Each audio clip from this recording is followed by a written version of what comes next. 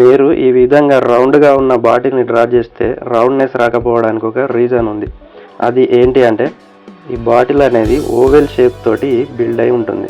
ఈ వీడియోలో మనం ఈ బాటిల్ని స్ప్రే బాటిల్ని 3Dలో ఎలా చూడాలి, ఏ విధంగా డ్రా చేయాలనేది ఎక్స్ప్లెయిన్ చేస్తాను. వీడియో చివరి వరకు చూడండి. రౌండ్గా ఉన్న స్ప్రే బాటిల్ని డ్రా చేయాలంటే ముందు మనం ఒక రెక్టాంగిల్ని డ్రా చేద్దాం. ఆ తర్వాత ఈ రెక్టాంగిల్ని సిలిండర్ షేప్లోకి కన్వర్ట్ చేద్దాం. ఈ సిలిండర్ షేప్ అనేది స్ప్రే బాటిల్లో ఉన్న బేసిక్ షేప్. అయితే ఇందులో మ్యాజిక్ ఏంటంటే సిలిండర్ అనేది ఎలిప్స్ ఆర్ ఓవెల్ షేప్ తోటి కన్స్ట్రక్ట్ అయి ఉంటుంది. ఈ విధంగా ఇక్కడ నేను డ్రా చేస్తున్నా కదా, ఈ విధంగా ఓవెల్ షేప్స్ అనేవి డ్రా చేయాలి పైన మరియు కింద. ఈ సిలిండర్ షేప్ అనేది మొత్తం ఓవెల్ షేప్తో బిల్డ్ అయి ఉంటుంది. ఇక్కడ మనం మధ్యలో ఇంకొక ఓవెల్ షేప్ డ్రా చేద్దాం. మనం డ్రా చేసే స్ప్రే బాటిల్లో వాటర్ ఉంటే ఇక్కడ వరకు ఏ విధంగా ఉంటుందో అలా మధ్యలో నేను ఒక ఓవెల్ షేప్ డ్రా చేసి ఇందులో వాటర్ ఎఫెక్ట్ అనేది లైట్గా డ్రా చేస్తున్నాను. నేను ఇక్కడ మధ్యలో కర్వ్స్ కూడా యాడ్ చేస్తున్నాను. ఇవి ఎందుకు యాడ్ చేస్తున్నానంటే ఇప్పుడు మనం అబ్జర్వేషన్ అనేది నేర్చుకుంటున్నాం. అయితే ఈ అబ్జర్వేషన్లో సిలిండర్ అనేది ఒక రౌండ్ సర్ఫేస్లో ఉంటుంది. అది తెలుసుకోవడానికి అంటే అది అబ్జర్వ్ చేసుకోవడానికి ఈ విధంగా నేను డ్రా చేసి చూపిస్తున్నాను.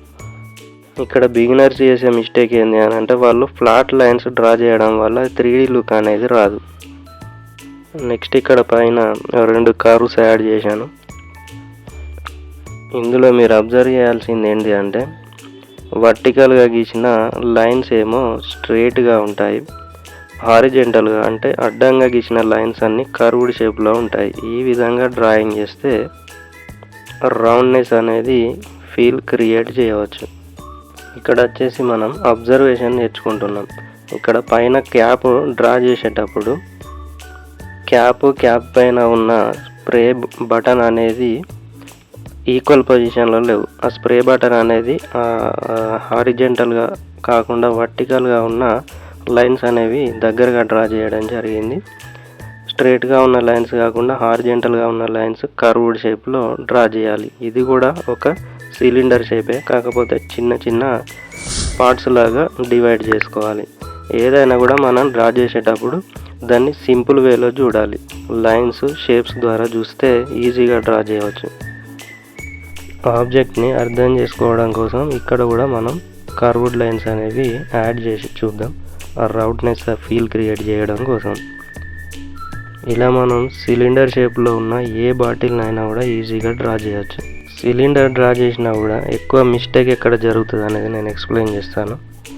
ఈ విధంగా పైన కింద 2 ఓవెల్ షేప్స్ డ్రా చేసుకున్నా కదా, ఒకటి వచ్చేసి పైన వచ్చేసి క్రాస్గా ఉంది అంటే దాని లైన్ అనేది ఇలా పైకి వెళ్తుంది, కింద వచ్చేసి స్ట్రైట్గా ఉంది.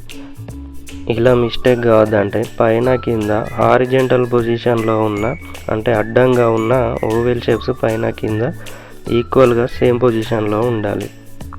అలా ఉన్నప్పుడు సిలిండర్ పొజిషన్లో ఉన్న ఏ ఆబ్జెక్ట్ అయినా కూడా కరెక్ట్ ఫిగర్ అనేది డ్రా చేయగలుగుతాం.